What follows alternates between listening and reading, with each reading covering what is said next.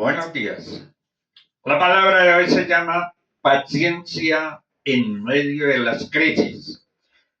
La crisis es una situación grave que pone en peligro la vida. Es una situación muy difícil, es un cambio brusco en la vida de una persona.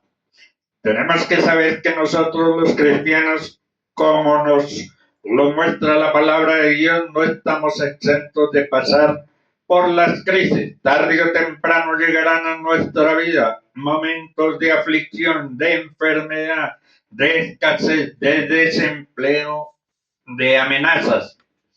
La mayoría de nosotros lo que hacemos es buscar la ayuda de Dios cuando ya todo lo demás ha fallado, cuando todas las puertas se han cerrado, cuando nuestros planes han fracasado. Es decir, dejamos a nuestro Dios como la última opción, cuando al contrario, Él debería ser lo primero en nuestra vida. En las crisis tenemos que confiar que Dios lo ha permitido con un propósito bueno para nuestra vida. Nuestro corazón terminará resentido y amargado. Los tiempos de crisis significan que Dios está trabajando en nuestra vida. En las crisis tenemos que ser pacientes y esperar, teniendo seguridad que Dios nos ayudará en los momentos de crisis. Lo que más nos cuesta es ser pacientes y esperar. Esta es una de las grandes lecciones que aprendemos en tiempos así, que las cosas no cambiarán enojándonos ni desesperándonos. En las crisis Dios nos lleva a doblegar nuestra vida ante Él y decir que se haga tu voluntad, Señor. Pacientemente esperé a Jehová y Él me respondió y me hizo sacar del pozo de la desesperación. Puso mis pies sobre peña y enderezó mis pasos. Él cambiará nuestro lamento en alegría cuando cumpla sus propósitos en nuestra vida. Dios pondrá una alabanza en nuestra boca, un cántico nuevo nacido de un corazón agradecido por las maravillas de nuestro Dios. Estamos en un mundo donde cualquier cosa puede estar sucediendo en cualquier momento. Estamos atados por todos los lados de nuestra vida. Las sorpresas llegan de donde menos pensamos.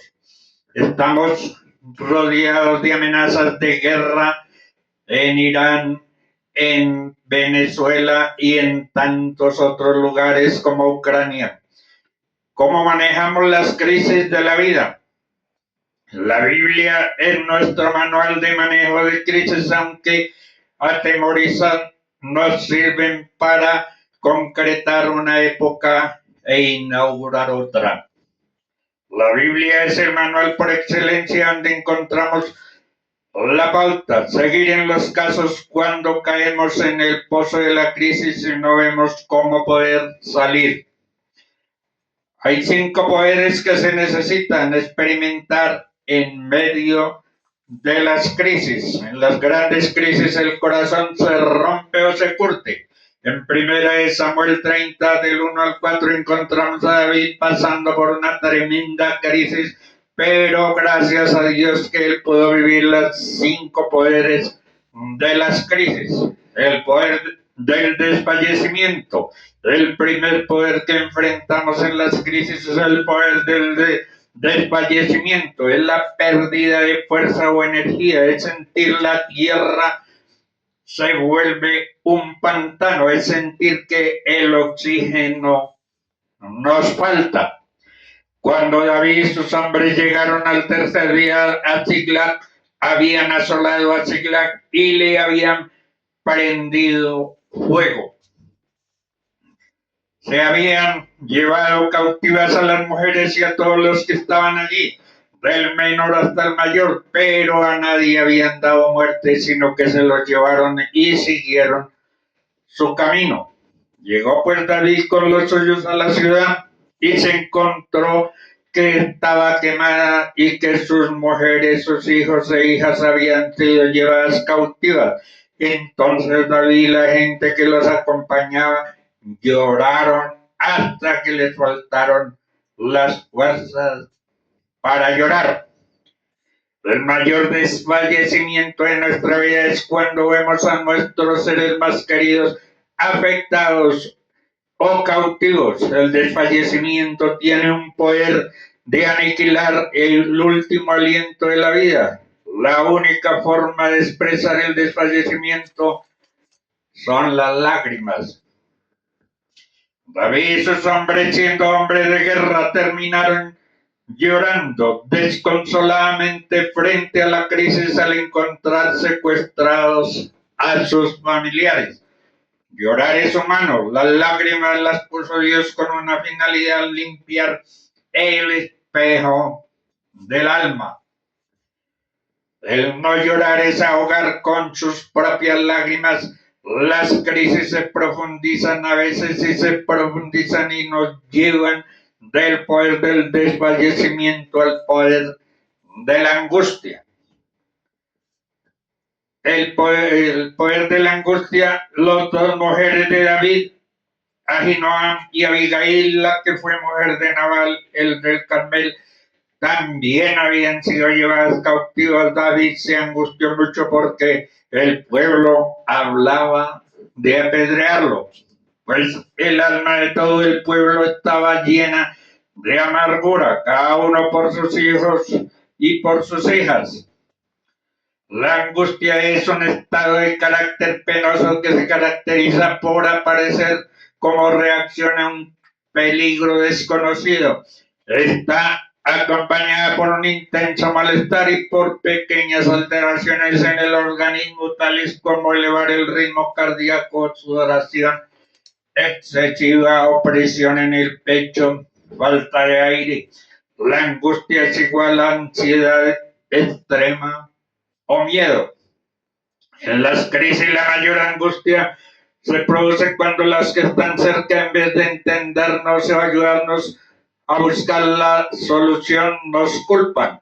David hubiera podido sentir la presión del desánimo y la desesperación en ese momento. Cuando la ayuda humana desaparece, solo me quedan dos caminos por tomar: caer en la depresión o buscar el rostro del Señor. El poder de la fortaleza. Ante el inminente peligro, la fortaleza es lo que cuenta. David halló fortaleza en el Señor, su Dios. Primera de Samuel 30, del 7 al 8, y dijo el sacerdote Abiatar: te ruego que me acerques el efod. Abiatar acercó el efod a David, y David consultó a Jehová diciendo: perseguiré a esta banda de salteadores, ¿los podré alcanzar? Y él le dijo: síguelos, porque ciertamente los alcanzarás, y de cierto librarás a los cautivos.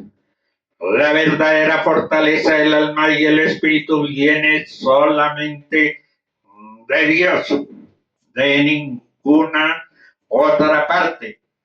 Cuando todo se cae, levanto la vista y lo veo con toda su majestad, diciéndome: no temas, yo he vencido al mundo.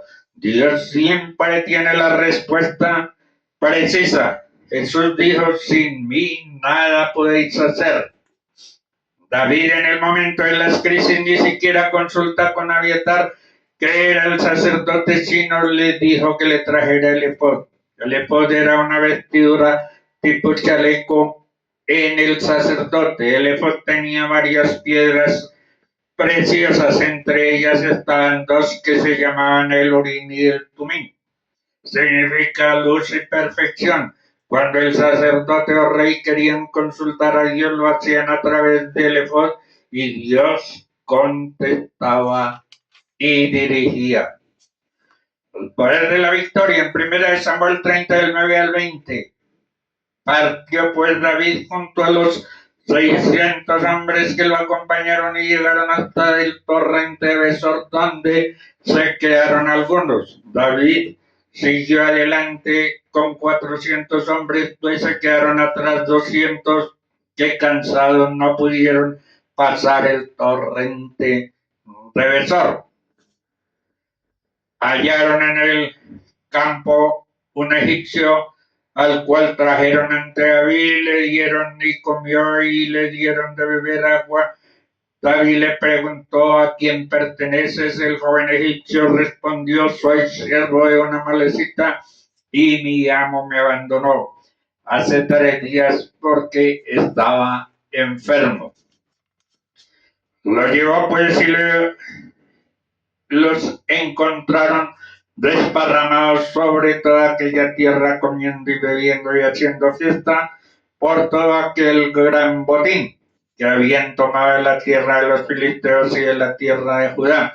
Y David los batió desde aquella mañana hasta la tarde del día siguiente. Ninguno de ellos escapó, salvo 400 jóvenes que montaron sobre los camellos y huyeron.